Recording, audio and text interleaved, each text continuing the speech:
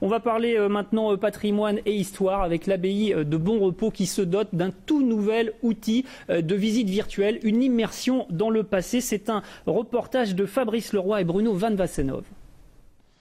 À quoi pouvait bien ressembler l'abbaye de Bonrepos du temps de sa splendeur au XVIIIe siècle? Pour obtenir un début de réponse, c'est simple, il suffit de chausser ces drôles de lunettes. Les deux images diffusées vous plongent aussitôt dans un monde numérique dans lequel l'abbaye retrouve toute sa superbe. Donc ici, nous sommes dans la chambre des dames. Donc c'est la reconstitution d'un des appartements privés destinés effectivement aux invités de l'abbaye de Saint-Geniès. On voit bien ici, on retrouve bien les deux fenêtres qui sont présentes dans la modélisation. Sur l'écran de la tablette revivent ainsi des pièces et des décors aujourd'hui disparus. Le fruit d'un long et minutieux travail de recherche, l'abbaye ne possédant aucune collection.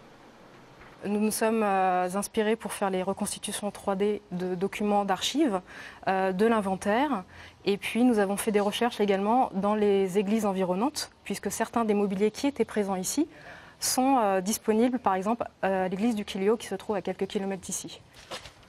Donc ici, on arrive dans la cuisine, qui aujourd'hui est à ciel ouvert. Après la chambre des dames, le visiteur pourra ainsi redécouvrir la cuisine ou encore l'abbatiale dont seules subsistent les fondations. Pour autant, tout n'a pas été reconstitué virtuellement. Pas question de rester le nez collé sur son écran pendant toute la balade. On a décidé quand même de modéliser que les pièces les plus remarquables, celles qui avaient le plus de sens à notre goût, et de permettre quand même aux gens d'avoir des respirations le temps du parcours de visite pour qu'ils continuent à regarder ce bâtiment, à explorer les expositions qu'il peut y avoir à l'intérieur. Ce n'est pas une course à la technologie. C'est juste le présent qui se met au service du passé, une invitation au voyage dans le temps qui donne des envies de remonter encore plus loin. Il ne faut pas oublier que c'est au XIIe siècle que commence l'histoire de l'abbaye de Bonrepos.